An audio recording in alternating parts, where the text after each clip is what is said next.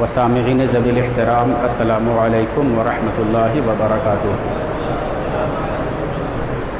نحمده ونصلي ونسلم على رسوله الكريم، اما بعد فاعوذ باللہ من الشیطان الرجیم، بسم اللہ الرحمن الرحیم۔ قال اللہ تبارک وتعالی فی القرآن المجید والفرقان الحمید، وَسَيُجَنَّبُهَا الْأَتْقَى الَّذِي يُؤْتِي مَالَهُ يَتَزَكَّى وَمَا لِأَحَدٍ عِندَهُ مِن نِّعْمَةٍ تُجْزَى۔ صدق اللہ مولانا العظیم وصدق رسولہ النبی الامین الکریم، ونحن علی ذلک لمن الشاہدین والشاکرین، والحمد للہ رب العالمین۔ معزز حاضرین، سب سے پہلے آپ تمامی حضرات کو میں مبارکباد پیش کرتا ہوں، خصوصاً ان تمام حضرات کو جو ایسی پاکیزہ محفل کے انعقاد میں ہر طرح سے حصہ لیا ہے۔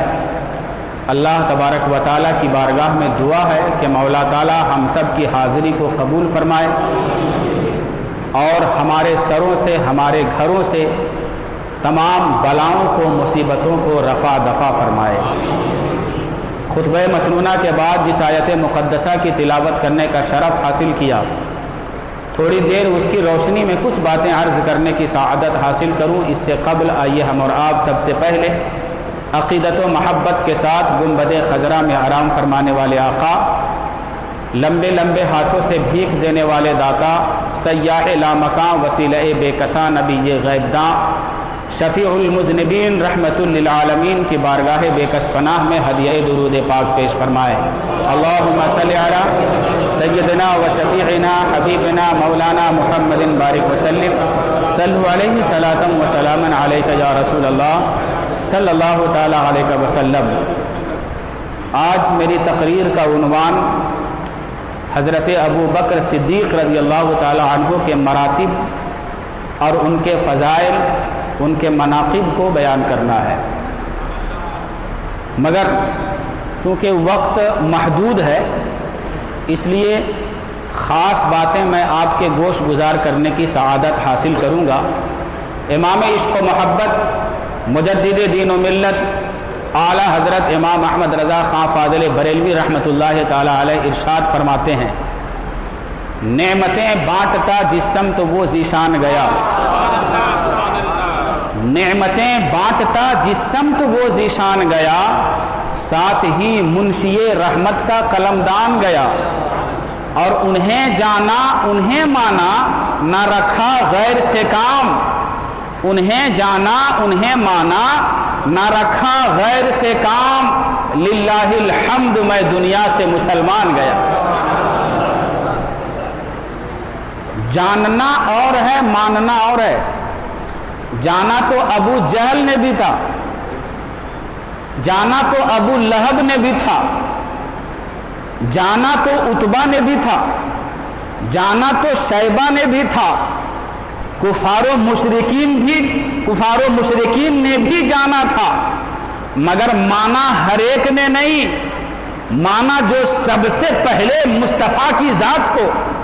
پیغمبر کی پیغمبریت کو، نبی کے آخر الزماں ہونے کو، محمد مصطفیٰ صلی اللہ علیہ وسلم کی نبوت کو جس ذات نے سب سے پہلے مانا وہ ابو بکر صدیق کی ذات تھی۔ اسی لیے تو ابو بکر صدیق کی ذات برملا یہی کہتی ہے جس کی ترجمانی امام عشق و محبت فرماتے ہیں، انہیں جانا انہیں مانا نہ رکھا غیر سے کام، للہ الحمد میں دنیا سے مسلمان گیا۔ اور جب حیات طیبہ میں رہے، ظاہری حیات میں مصطفیٰ جان رحمت رہے اور حضرت ابو بکر صدیق ان کا رفیق بن کر، ان کا صاحب بن کر رہے، جس کو قرآن نے بھی بیان فرمایا ہے، ثانیہ اذ ہما فی الغار ثانیہما اثنین، وہ دوسرے میں سے دوسرا ہے اور وہ غار میں سرکار کے ساتھی ہے، رفیق ہے۔ گویا کہ جب تک ظاہری حیات میں تھے حضرت ابو بکر صدیق مصطفیٰ کے رفیق بن کر رہے، اور جب دنیا سے گئے ہیں پہلو مصطفیٰ اختیار کیے ہوئے ہیں۔ رہے تو بھی پہلوئے مصطفیٰ میں وزیر بن کر، اور جب دنیا سے تشریف لے گئے تو بھی پہلوئے مصطفیٰ میں جگہ لیے ہوئے ہیں۔ حضرات گرامی، یہ ہر ایک کو یہ حصہ حاصل نہیں ہوتا، یہ ان کا نصیبہ ہے۔ اور کیوں نہ ہو، قرآن مقدس نے ارشاد فرمایا وَسَيُجَنَّبُهَا الْأَتْقَى الَّذِي يُؤْتِي مَالَهُ يَتَزَكَّى، اور قرآن ارشاد فرما رہا ہے، رب ارشاد فرما رہا ہے کہ جو سب سے زیادہ پرہیزگار ہیں انہیں جہنم سے دور رکھا جائے گا۔ اتقا، جو سب سے زیادہ تقوی والے ہیں، سب سے زیادہ، سب سے بڑھ کر پرہیزگار ہیں، انہیں جہنم سے دور رکھا جائے گا۔ وہ کون ہے جس کے بارے میں قرآن ارشاد فرما رہا ہے الذی یؤتی مالہ یتزکا، وہ جو اپنے مال کو عطا کر رہا ہے، اپنے مال کو دے رہا ہے اللہ کی راہ میں، جو اپنے مال کو دے رہا ہے تاکہ ان کا مال صاف و ستھرا ہو جائے۔ وَمَا لِأَحَدٍ عِندَهُ مِن نِعْمَةٍ تُجْزَىٰ،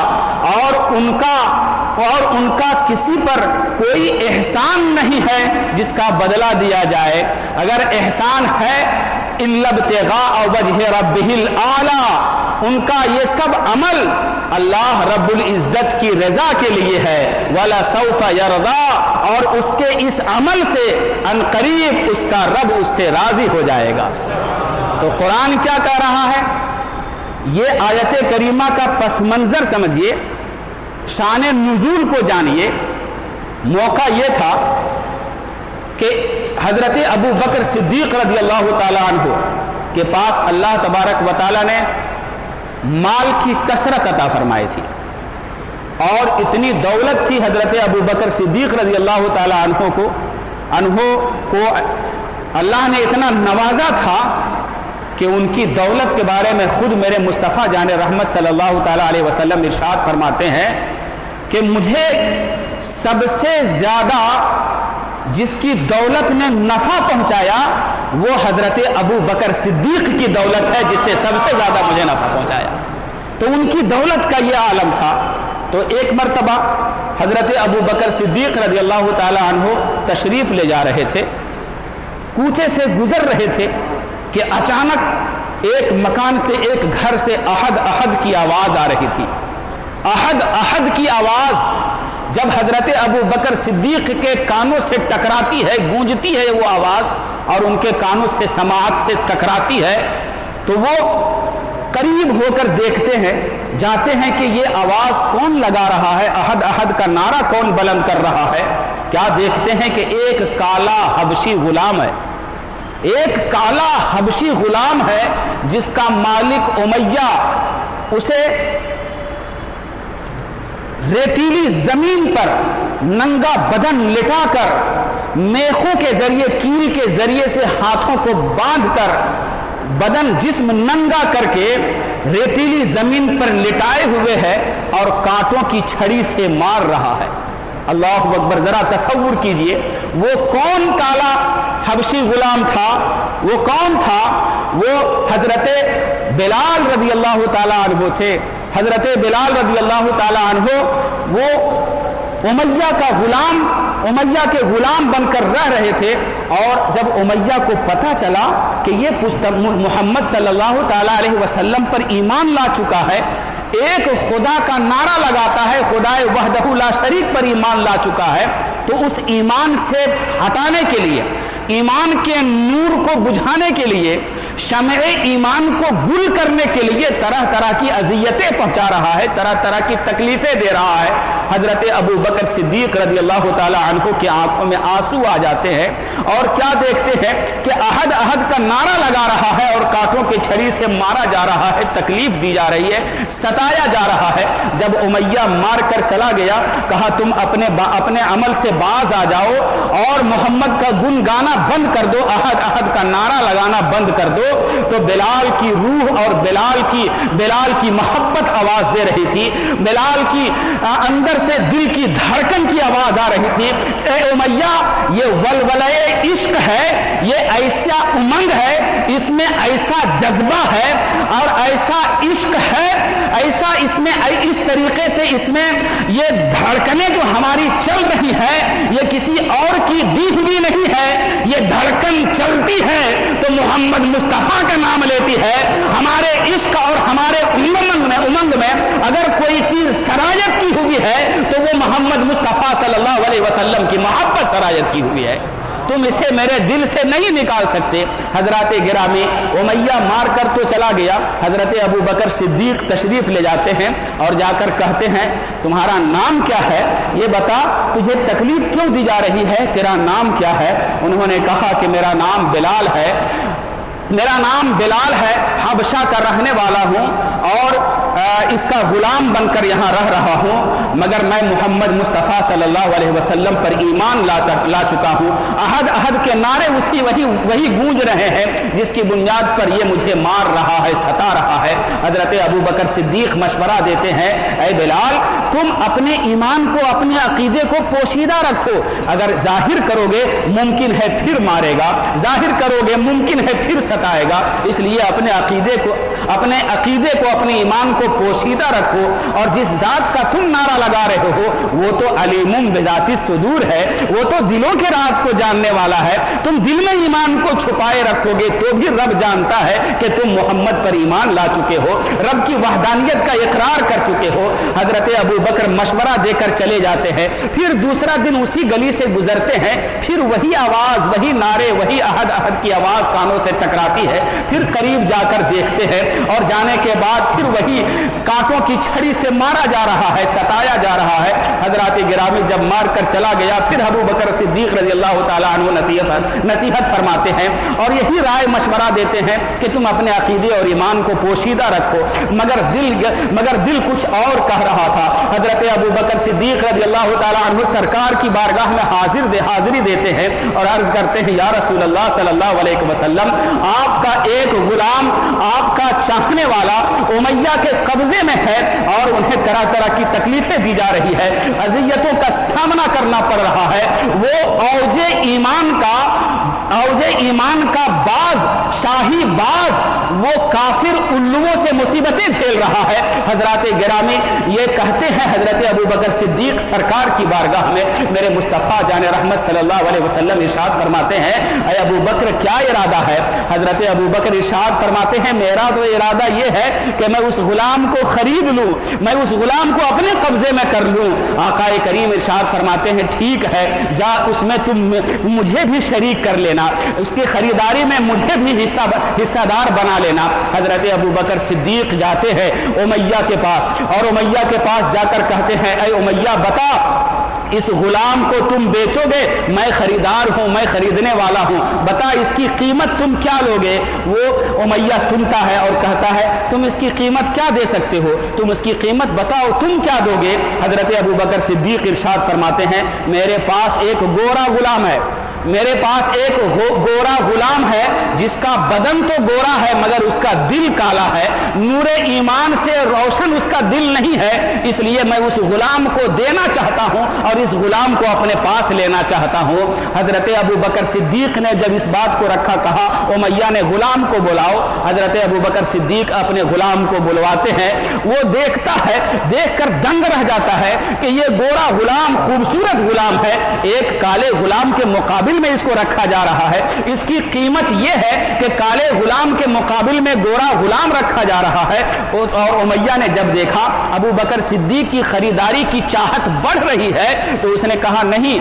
गुलाम के बदले में सिर्फ गुलाम कीमत नहीं बनेगी बल्कि उससे और ज्यादा दिरहमो दीनार भी हमें देना होगा। हजरत अबू बकर सिद्दीक इरशाद फरमाते हैं, लो चलो, एक गुलाम भी मैंने तुम्हें दिया और इतना दीनार भी, कई हजार दीनार की बात की, कहा इतना دینار بھی میں نے تمہیں دیا۔ اتنا سننا تھا کہ امیہ مارے خوش کے پھولے نہیں سمایا، کہا ایک کالا غلام کے بدلے میں ہمیں گورا غلام مل رہا ہے، ساتھ میں دینار بھی مل رہا ہے، ساتھ میں اشرفیاں بھی مل رہی ہے۔ یہ سوچ کر اس نے غلام کو حضرت بلال کو ابو بکر کے حوالے کر دیا اور مسکراتا ہوا تمسخر کے انداز میں، استہزاء کے انداز میں، مذاق کے انداز میں ابو بکر سے کہا کہ تیرے پاس مال و دولت ہے مگر تم تجارت کرنا نہیں جانتے ہو، تم نے ایک کالے غلام کو گورے غلام کے بدلے میں خریدا ہے، ساتھ ہی ساتھ ہمیں اشرفیہ بھی تم نے دی ہے، درہم و دینار بھی تم نے دیا ہے، اور تم یہ سمجھتے ہو کہ میں نے سودا آسانی کے ساتھ تمہارے ساتھ کیا ہے، نہیں، تم خسارے میں ہو، تم نقصان میں ہو۔ حضرت ابو بکر صدیق ارشاد فرماتے ہیں اے امیہ تم یہ ظاہری دیکھ رہے ہو کہ میں خریدار ہوں اور میں خسارے میں ہوں، ارے تم تجارت کرنا نہیں جانتے ہو، اگر تم اس سے زیادہ قیمت مانگتے تو میں تو اس غلام کے بدلے میں اپنی ساری جائیداد دینے کے لیے تیار تھا، اپنی ساری ملکیت دینے کے لیے تیار تھا، اور اتنے میں تمہارا پیٹ نہیں بھرتا تو میں کہیں اور سے قرض لے کر بھی اس غلام کو خرید لیتا اور میں تمہیں قرض کے طور پر اشرفیہ دے دیتا، دینار دے دیتا، درہم دے دیتا، مگر تم نے تو بہت آسانی کے ساتھ غلام کو بیچ دیا ہے۔ حضرات گرامی آپ ذرا تصور کیجئے حضرت غلام حضرت بلال کی خریداری میں حضرت ابو بکر صدیق نے کتنا دینار خرچ کیا ہے۔ سرکار کی بارگاہ میں لے کر جاتے ہیں حضرت بلال کو، حضرت بلال کی نظر جیسے ہی پیارے مصطفیٰ کے چہرے مبارک پر پڑتی ہے آنکھوں سے موسلادھار آنسو جاری ہو جاتے ہیں، نگاہ مصطفیٰ پڑتی ہے، نظر سے نظر ملتی ہے، اور ایسا جام مصطفیٰ جان رحمت نے حضرت بلال کو پلا دیا کہ حضرت بلال قدموں میں گر جاتے ہیں، پیارے مصطفیٰ نے سینے سے لگا لیا ہے اور ارشاد فرمایا سنو آج کے بعد یہ بلال کسی کا غلام نہیں ہے۔ حضرت ابو بکر صدیق نے کہا یا رسول اللہ ہم بھی آپ کے غلام ہیں، بلال بھی آپ کے غلام ہے، اور میں آپ کو گواہ بناتا ہوں کہ آج کے بعد بلال کسی کا غلام نہیں ہوگا، آزادی کی زندگی اسے حاصل کر رہا ہوں، میں اسے آزادی کا پروانہ عطا کر رہا ہوں، آج کے بعد یہ جہاں چاہے وہاں رہ سکتا ہے۔ حضرات گرامی تو حضرت بلال رضی اللہ تعالیٰ عنہ کو غلامی کی زنجیروں سے آزاد کرنے والی ذات کا نام حضرت ابو بکر صدیق ہے، ان کی مال و دولت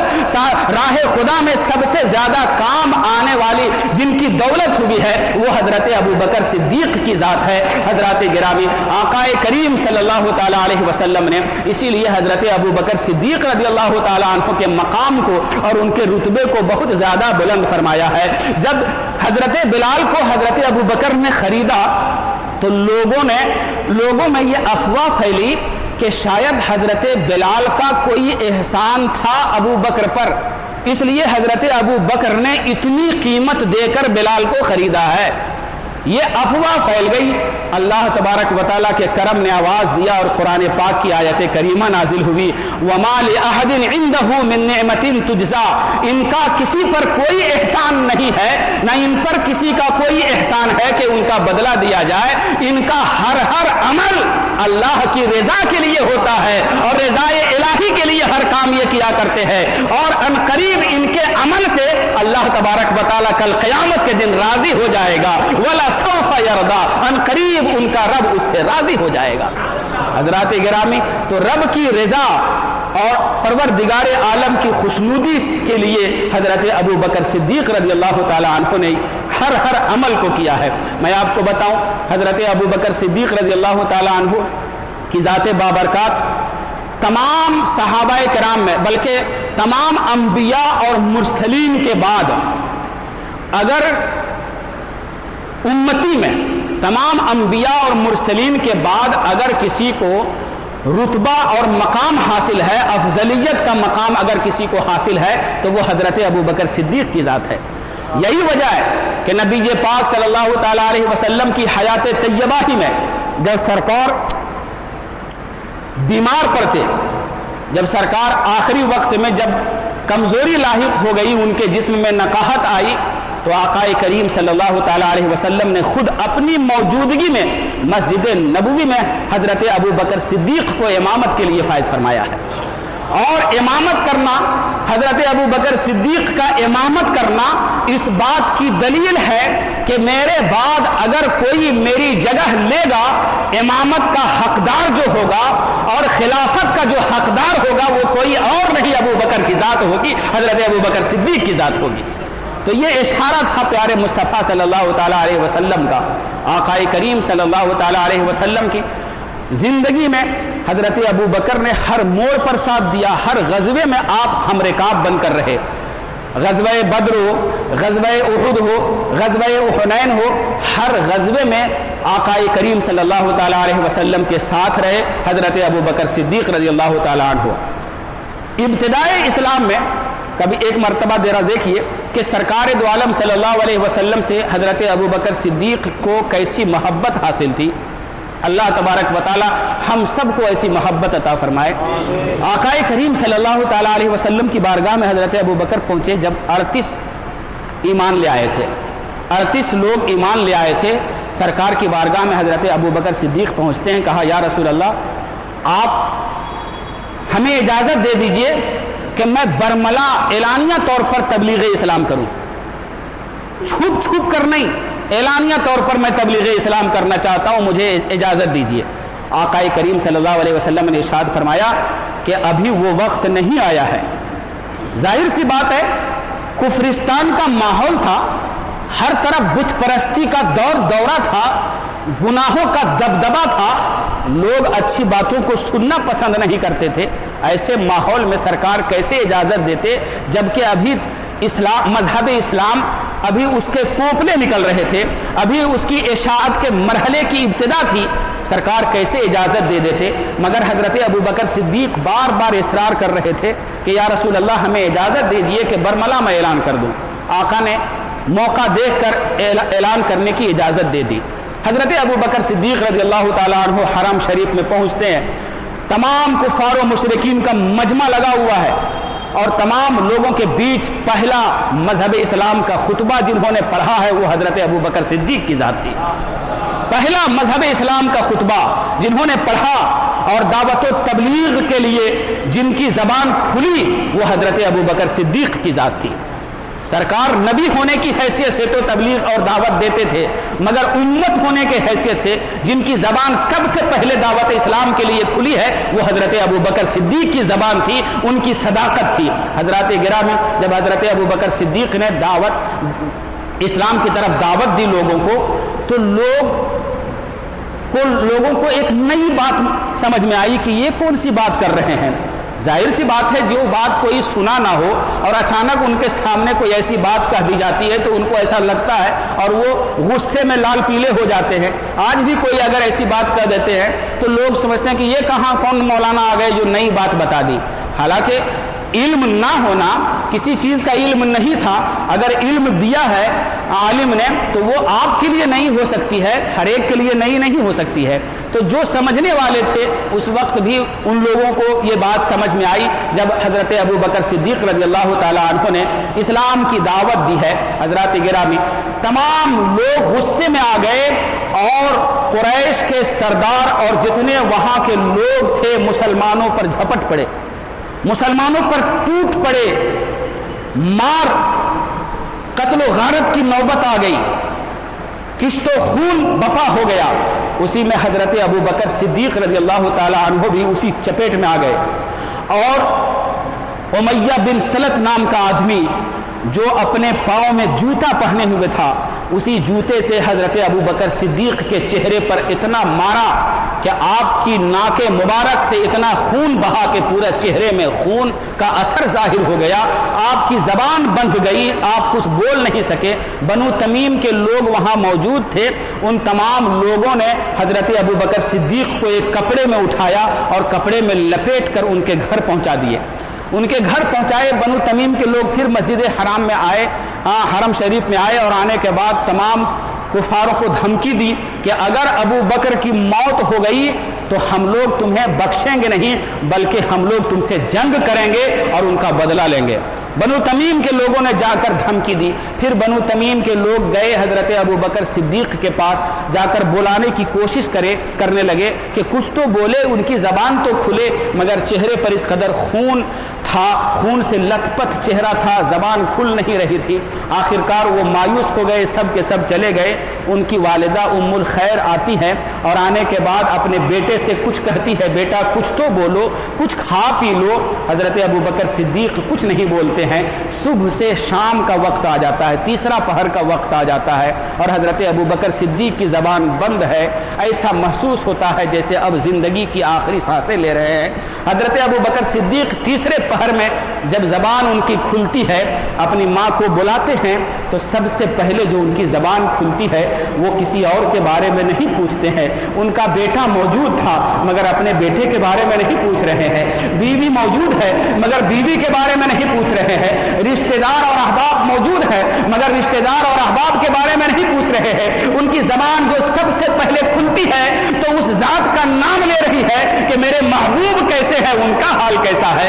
میرا محبوب کیسا ہے، یہ تو بتاؤ میرا محبوب کیسا ہے۔ حضرات گرامی ذرا تصور تو کرو کہ ان کے ذہن و فکر پر کسی اور کی صورت نہیں چھپی تھی، ان کے دل و دماغ پر اگر کسی کی صورت چھپی تھی وہ پیارے مصطفیٰ کی صورت چھپی ہوئی تھی۔ ان کے دل پر اگر محبت کی صورت تھی تو پیارے مصطفیٰ کی محبت کی صورت جمی ہوئی تھی۔ اسی لیے سب سے پہلے نبی پاک کے بارے میں پوچھتے ہیں، ایک مرتبہ نہیں کئی مرتبہ اصرار کیا۔ ماں نے کہا مجھے علم نہیں ہے کہ وہ کیسے ہیں۔ پیارے مصطفیٰ صلی اللہ تعالیٰ علیہ وسلم کے بارے میں ام الخیر نے نہیں بتائی۔ حضرت ابوبکر نے کہا جا ام جمیل بنت خطاب کے پاس جاؤ، حضرت عمر کی بہن کے پاس جاؤ، انہیں پتا ہوگا کہ محمد کیسے ہیں، میرے محبوب کیسے ہیں، میرے آقا کیسے ہیں۔ ماں جاتی ہے، جانے کے بعد پوچھتی ہے کہ بتائیے میرا بیٹا ایسا ہے، میرے بیٹے کی طبیعت خراب ہے، جاکنی کا عالم ہے اور وہ محمد کے بارے میں پوچھ رہا ہے، ذرا ان کے بارے میں کچھ بتاؤ۔ ام جمیل کہتی ہے مجھے بھی اس کا علم نہیں ہے، میں جاتا ہوں، چلو ان کے پاس۔ آپ بھی گئی، وہ بھی گئی حضرت ابوبکر صدیق کے پاس، کھانے کے لیے پوچھی، پینے کے لیے پوچھی۔ حضرت ابوبکر فرماتے ہیں کہ میں اس وقت تک نہیں کھاؤں گا، میں اس وقت تک نہیں پیوں گا جب تک کہ پیارے مصطفیٰ کا چہرہ نہ دیکھ لو، جب تک کہ نبی پاک کا چہرہ نہ دیکھ لو۔ حضرات گرامی چہرے مصطفیٰ کو دیکھنے کے لیے، نبی پاک کی صورت کو اپنی آنکھوں میں دیکھنے کے لیے بے قرار اور بے تاب نظر آ رہے ہیں۔ آخرکار ام جمیل نے کہا وہ اچھے ہیں، ابن ارقم کے گھر میں موجود ہے، پیارے مصطفیٰ صلی اللہ علیہ وسلم کو دیکھنے کے لیے ام الخیر ان کی ماں سہارا دے کر لے جاتی ہے اور لے جانے کے بعد سرکار کی بارگاہ میں جب پہنچتے ہیں حضرت ابوبکر صدیق غش کھاتے ہیں اور سرکار کے جسم پاک سے لپٹ جاتے ہیں، ہوش آتا ہے تو سرکار کی بارگاہ میں عرض کرتے ہیں یا رسول اللہ آپ ٹھیک ہیں، آپ اچھے ہیں، اب مجھے کوئی چیز کی تکلیف نہیں ہے، آپ کے چہرے کو میں نے دیکھ لیا ہے، گویا کہ ہمیں مکمل طریقے پر شفا مل گئی ہے، ہمیں مکمل طریقے پر صحت یابی مل گئی ہے۔ حضرات گرامی یہ حضرت ابوبکر صدیق کی ذات تھی۔ حضرت ابوبکر ارشاد فرماتے ہیں یا رسول اللہ یہ میری ماں ہے، میرے ماں کے بارے میں آپ دعا فرما دیجئے کہ انہیں بھی اللہ تبارک و تعالی ہدایت دے دے۔ پیارے مصطفیٰ دعا فرماتے ہیں اور انہیں بھی دعوت اسلام دیتے ہیں۔ ان کی ماں ہے، ان کے دل کی دنیا بدل جاتی ہے، اپنے بیٹے کو سرکار سے محبت اور ان کے جذبے کو دیکھتی ہے تو دیکھ کر بےتاب ہو جاتی ہے اور یہی کہتی ہے کہ وہ کیسی ذات ہے جن کی محبت میں میرا بیٹا دیوانہ ہو چکا ہے،